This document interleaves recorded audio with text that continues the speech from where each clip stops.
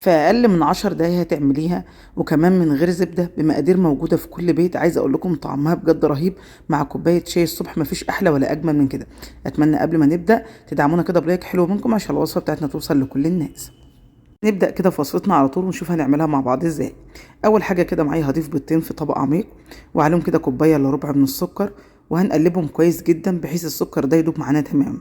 الخطوه دي ممكن نعملها في الخلاط، مفيش مشكله خالص، بس انا حبيت اسهل عليكم عشان لو حد ما عندوش خلاط يعملها بايديه عادي جدا، بس السكر هياخد وقت شويه على ما يدوب معاكي.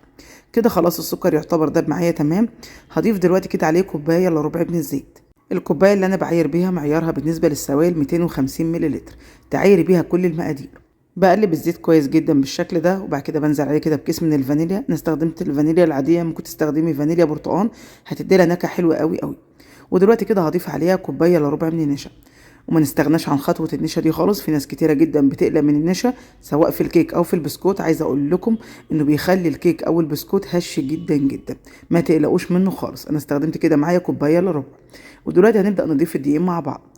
ضفت كده معايا اول كوبايه وعليها كيس من البيكنج باودر. انا بستخدم كيك شيف، نتيجته بتكون حلوه جدا، ما بستغناش عنه بصراحه. وببدا اعجن بالشكل ده. اول ما تختفي معايا كوبايه الدقيق بنزل بالكوبايه التانية. انا هستخدم النهارده كده معاكم 3 اكواب من الدقيق.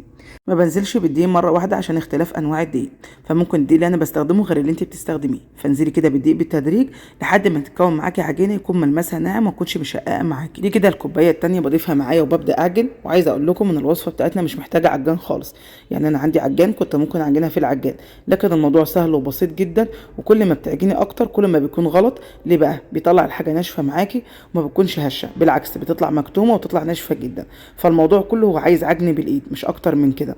وعايزه اقول لكم انه سهل جدا جدا، يعني مش محتاج مجهود، مش زي العجين اللي احنا بنعمله بتاع اي معجنات تانية او مخبوزات. دي عجينه بسكوت او حلوى سهله وسريعه، فمش محتاجه منك عجن كتير.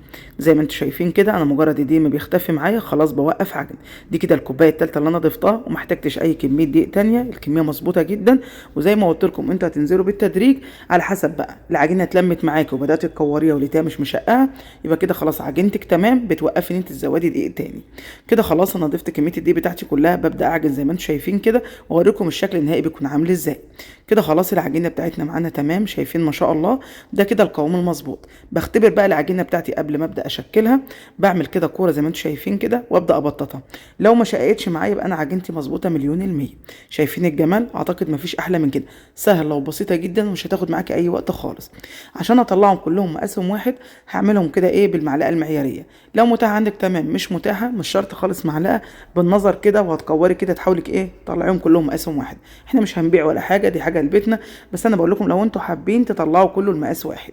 ببدا اكورها معايا بالشكل ده، وهزينها كده معايا ايه باللوز او بالفول السوداني على حسب المتوفر عندك. وعايزه اقول لكم لو مش موجود مكسرات خالص مفيش مشكله، مش هنوقف نفسنا على حاجه معينه. فانا هزين كده معايا باللوز، كان عندي ايه متوفر عندي فزينت كده باللوز. وزي ما بقول لكم ممكن الفول السوداني، وعايزه اقول لكم انا بحبه جدا جدا، يعني طعمه بيكون حلو فيها قوي قوي.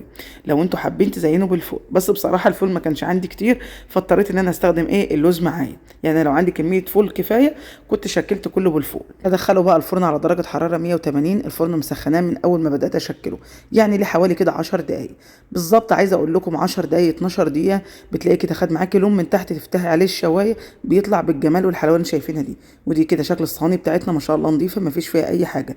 شايفين التسويه ما شاء الله مظبوطه جدا، هشه قوي قوي. ان شاء الله انا متاكده لما تجربوها هيعجبكم جدا. اعتقد بقى ما فيش احلى ولا اجمل من كده. كده فيديو النهارده يكون خلص، اتمنى يكون عجبكم. يا ريت طبعا لو عجبكم تدعموا الفيديو باللايك والشير عشان الوصفه بتاعتنا توصل لكل الناس. اكون شاكره ليكم جدا جدا، واشوفكم على خير ان شاء الله في وصفه جديده، ومع الف سلامه حبايبي.